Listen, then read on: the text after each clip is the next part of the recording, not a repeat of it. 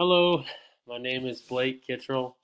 I'm in the VR entertainment group with Hatan and Depeche, and I'm gonna talk to you guys about what we found with our customer interviews this week for customer relationships and channels.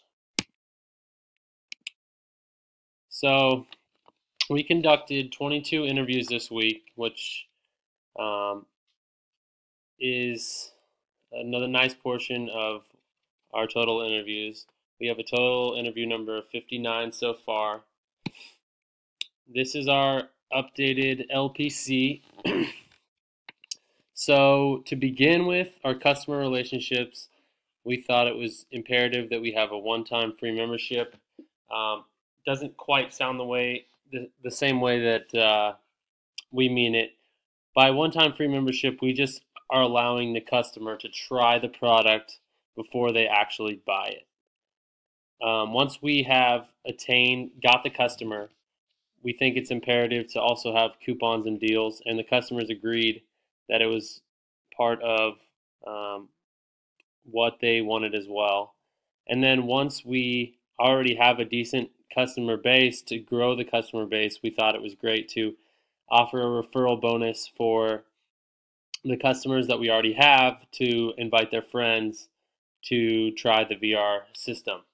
And just to be clear, we have kind of worked with our VR entertainment. Instead of having concerts and sports as our main focus now, we have decided, and this is because of our customer interviews that we've conducted, that we are going to have more of a travel slash adventure side of it. So travel and adventure meaning that we are going to have Google Maps partner with us, where we would have the entire world. You could put in coordinates on your GPS and you'd put on your VR system, so you would be able to walk around basically the street views of anywhere you wanted to go in the entire world. But we would make it, another thing that the customers asked for was social interaction. So this would allow the customer to be able to socially interact. Basically, if you think about it, it's kind of like, if any of you guys have ever played Grand Theft Auto before, it's a real life Grand Theft Auto where you just get to walk around, go to places around the world, and kind of experience it that way. So instead of a live event of sports or a concert where you really wouldn't get the same feeling, the customers thought it would be better to implement travel through this, and that's what they wanted. So that's what we'll give them. So next we found, so we came together and tried to establish the best way to get the customer. So we found that the best thing for us was a one-time free membership. So a large part of our product has to do with getting the customer to really get the idea, really get them to try the system first off, because nobody's going to buy the system, or nobody's going to buy the service that we have without us showing the customer what it is. So we also, through that, we thought, what is the best way that we can add this knowledge for the customer? Which way can we market to the customer the best in order to get the customer? So through our data and through our surveys, we found, and this is validated on our LPC, that booth marketing was the best approach. So how effective was booth marketing to the customer? 4 was the resulting, 5, 3. There was hardly any 2s or 1s, which showed a lot to me, and I thought it was very accurate, just because you're at a booth or a trade show and you can really show the customer what they're getting, what they're seeing, show them the technology behind it before they get to buy it.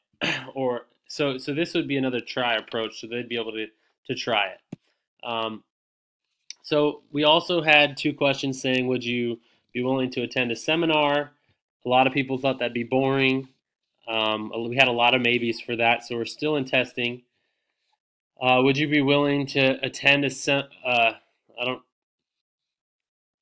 Okay, so that was the one we're still testing. Sorry.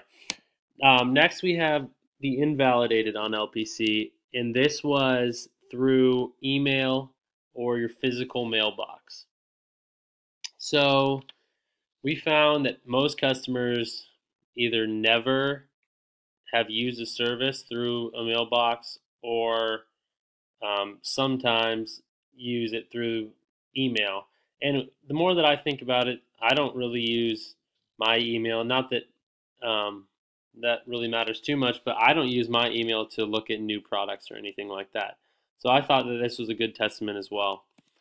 Next, how important is it for the customer to try the service before you actually pay the subscription fee? And over 50% said either very or somewhat important to them. So I think this is very important for our product just because a lot of people will not have experience with VR before they try our product. So keep the customer. How are we going to keep the customer after we have attained them?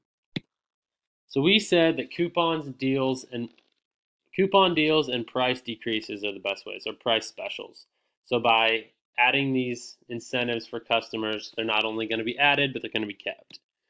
So does a coupon or price decrease interest you to use the service more often?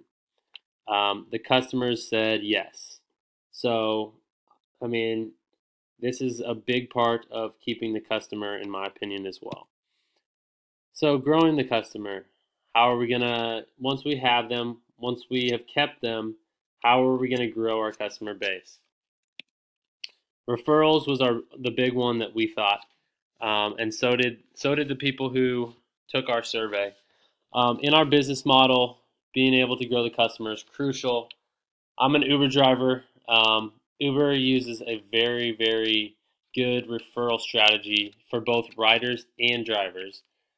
Riders can request their friends use the app for the first time and they get $5 free or they get a free ride or something like that. Drivers can refer another driver and make $100 to $200 depending on the area or the city that they're located at. And this, for some people, being an Uber driver, some Uber drivers don't even drive, they just refer people to drive. And they make a decent amount of money. There's a guy in New York who's actually making a ton of money doing it like this, which is also growing the customer base. So if you like a good or service, would you recommend it to your friend for extra cash? We found that either yes or maybe was a resounding answer. So we validated this also on our LPC. So looking after all that, we were looking at our customer acquisition costs. And because booth marketing was the best way to advertise our product, we did some research online to see what's it going to cost to put up a booth in a trade show. And on average, it was $40,000 for a 20 by 20 space, which may even be too big for us. Who knows?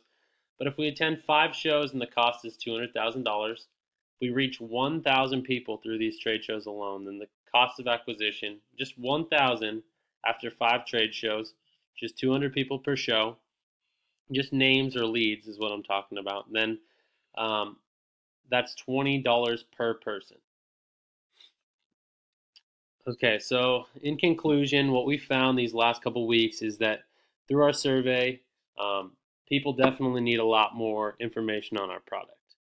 The only way that we can really gain or improve their customer knowledge is by implementing that booth marketing strategy through malls, through trade shows, through something that can really get the customer hands-on with the product.